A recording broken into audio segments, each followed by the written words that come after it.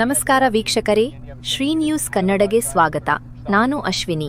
ಸ್ವಾಭಿಮಾನಿ ಸೇನಾ ಬಣಕ್ಕೆ, ಕರ್ನಾಟಕ ರಕ್ಷಣಾ ವೇದಿಕೆ ಸ್ವಾಭಿಮಾನಿ ಸೇನಾ ಸಮಿತಿಗೆ, ಕರ್ನಾಟಕ ರಕ್ಷಣಾ ವೇದಿಕೆ ಸ್ವಾಭಿಮಾನಿ ಸೇನಾ ಸಂಸ್ಥಾಪಕ ಅಧ್ಯಕ್ಷರಾದ ಸೂರ್ಯವಂಶಿ ಜಗದೇವ್ ಅವರಿಗೆ ಬೇಕೇ ಬೇಕು. ಎಲ್ಲಿವರೆಗೆ ಹೋರಾಟ, ಎಲ್ಲಿವರೆಗೆ ಹೋರಾಟ, ಬೇಕೇ ಬೇಕು, ಬೇಕೇ ಬೇಕು. ಕರ್ನಾಟಕ ರಕ್ಷಣಾ ವೇದಿಕೆ ಸ್ವಾಭಿಮಾನಿ ಸೇನಾ ಸಮಿತಿಗೆ, ಕರ್ನಾಟಕ ರಕ್ಷಣಾ ವೇದಿಕೆ ಸ್ವಾಭಿಮಾನಿ ಸೇನಾ ಸಮಿತಿಗೆ ಏನೇ ಬರಲಿ, ಏನೇ ಬರಲಿ,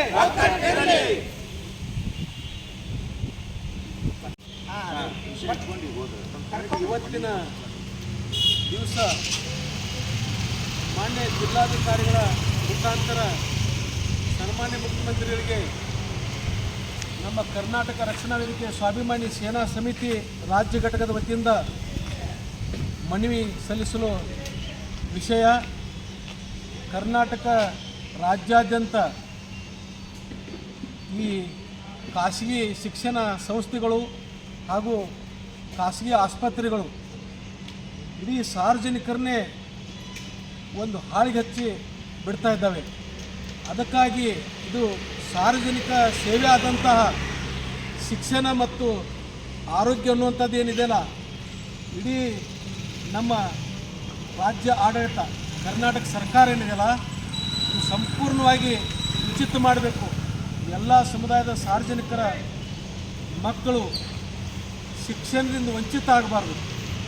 ನಾಳೆ ಇವತ್ತೇನು ಶಿಕ್ಷಣ ಪಡೆದ ಎಲ್ಲ ಸಮುದಾಯದ ಬಡ ಪ್ರತಿಭಾವಂತ ವಿದ್ಯಾರ್ಥಿಗಳು ಒಂದು ಒಳ್ಳೆಯ ವಿದ್ಯೆಯನ್ನು ಪಡೆದಿದ್ದೇ ಆದರೆ ನಾಳೆ ನಮ್ಮ ದೇಶದ ರಕ್ಷಕ ಆಗ್ಬೋದು. ಸಂಗೊಳ್ಳಿ ರಾಯಣ್ಣಂಥ ಒಬ್ಬ ಬಲಿಷ್ಠ ದೇಶದ ರಕ್ಷಕ ಆಗ್ಬೋದು, ಆಮೇಲೆ ಭಗತ್ ಸಿಂಗ್ ಆಗ್ಬೋದು, ಸುಖದೇವರು ಅಂಥ ಒಬ್ಬ ಮಹಾ ಪ್ರಜೆಯಾಗಿ ಹೊರಹೊಮ್ಬೋದು.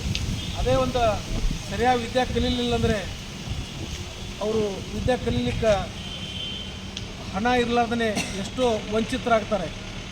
ಅವರು ಸಾಕಷ್ಟು ವಿದ್ಯೆ ಕಲಿತು ಏನಾದ್ರು ಒಂದು ಸಾಧನೆ ಮಾಡ್ಬೋದು ಅನ್ನೋಂಥ ಒಂದು ಬಡ ಸಮುದಾಯದ ಹುಟ್ಟಿ ಆ ಶಕ್ತಿ ಇರಲಾರ್ದವ್ರಿಗೆ ಸರ್ಕಾರ ಉನ್ನತ ವಿದ್ಯಾಭ್ಯಾಸವರೆಗೆ ಉಚಿತ ದರ ಶಿಕ್ಷಣ ಪಡೆದಿದ್ದೇ ಆದರೆ ಅಂಥ ಒಂದು ನಮ್ಮ ದೇಶದ ಆಸ್ತಿ ಆಗ್ಬೋದು ಅನ್ನೋಂಥ ಉದ್ದೇಶ ಇಟ್ಟುಕೊಂಡು ನಮ್ಮ ಕರ್ನಾಟಕ ರಕ್ಷಣಾ ವೇದಿಕೆ ಸ್ವಾಭಿಮಾನಿ ಸೇನಾ ಸಮಿತಿ ವತಿಯಿಂದ ನಮ್ಮ ಸನ್ಮಾನ್ಯ ಮುಖ್ಯಮಂತ್ರಿಗಳಿಗೆ ಮನವಿ ಸಲ್ಲಿಸ್ತಾ ಇದ್ದೀವಿ. ಇದ್ರ ಜೊತೆಯಲ್ಲಿ ಆರೋಗ್ಯ ಇಲಾಖೆ, ಆರೋಗ್ಯ ಖಾಸಗಿಯವರು ಬರೀ ಒಂದು ಖಾಸಗಿ ದವಾಖಾನೆಗೆ ಹೋದರೆ 200ದಿಂದ 300, 500, 700 ಹಿಂಗೆ ಅವ್ರದ್ದು ಸ್ಟಾರ್ಟಿಂಗ್ ಫೀಸ್ ಇದೆ.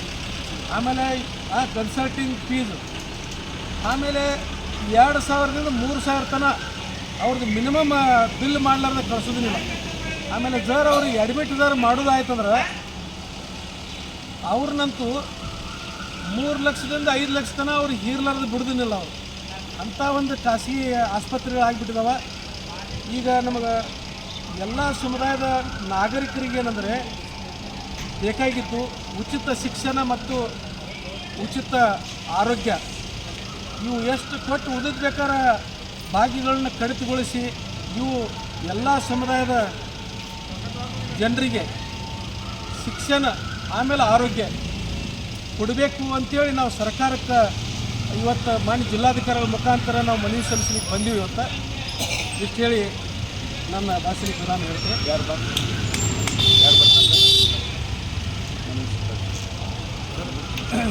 ಏನು ಇಂದಿನ ದಿವಸ ನಾವು ಕರ್ನಾಟಕ ರಕ್ಷಣಾ ವೇದಿಕೆ ಸ್ವಾಭಿಮಾನಿ ಸೇನಾ ಸಮಿತಿ ರಾಜ್ಯ ಘಟಕ ಹಾಗೂ ಜಿಲ್ಲಾ ಘಟಕದ ವತಿಯಿಂದ ಇಂದಿನ ದಿವಸ ನಾವು ಜಿಲ್ಲಾಧಿಕಾರಿಗಳ ಮುಖಾಂತರ ಗೌರವಾನ್ವಿತ ಮುಖ್ಯಮಂತ್ರಿಗಳಿಗೆ ಏನು ಮನವಿ ಸಲ್ಲಿಸಲಿಕ್ಕೆ ನಾವು ಬಂದೀವಪ್ಪ ಅಂತಂದರೆ, ನಮ್ಮ ಕರ್ನಾಟಕ ರಾಜ್ಯದಲ್ಲಿ ಶಿಕ್ಷಣ ಮತ್ತು ಆರೋಗ್ಯ ಅನ್ನೋದು ಬಹಳ ಅತಿ ಮುಖ್ಯವಾದ ಅಂಶಗಳಿವು.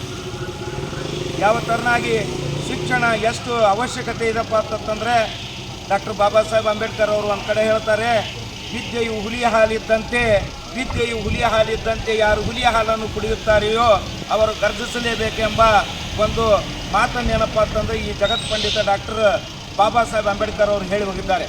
ಅದೇ ಥರನಾಗಿ ಒಬ್ಬ ಇಂಗ್ಲೀಷ್ ರೈಟರ್ ಏನು ಹೇಳ್ತಾನಪ್ಪ ಅಂತಂದರೆ, if anybody who has good knowledge ಈ can wonder any corner of the earth ಅಂತಾನೆ. ಶಿಕ್ಷಣಪ್ಪ ಅಂತಂತಂದರೆ ಅದು ಏನಪ್ಪ ಅಂತಂದರೆ ಬಹಳ ಅತ್ಯವಶ್ಯವಾಗಿದ್ದು, ಅದಕ್ಕೇನದ ಈ ಶಿಕ್ಷಣವು ನಮ್ಮ ಬಡ ಜನತೆಗೆ, ಬಡವರ ಮಕ್ಕಳಿಗೆ ಇದೇನದು ಉಚಿತ ಶಿಕ್ಷಣ ಆಗಬೇಕು ಅನ್ನುವಂಥ ಒಂದು ಆಗ್ರಹ ಪಡಿಸ್ತಾ ಇದ್ದೀವಿ. ಇದರ ಜೊತೆಯಾಗಿ ಇಂದಿನ ದಿವಸ ಆರೋಗ್ಯ ಕೂಡ ಎಷ್ಟು ಮುಖ್ಯಪ್ಪ ಅಂತಂದರೆ, ಆರೋಗ್ಯವೇ ಭಾಗ್ಯ. ಆರೋಗ್ಯದಿಂದ ಇರಲಿದ್ದಂದ್ರೆ ನಾವು ಏನು ಮಾಡಲಿಕ್ಕೆ ಆಗಂಗಿಲ್ಲ.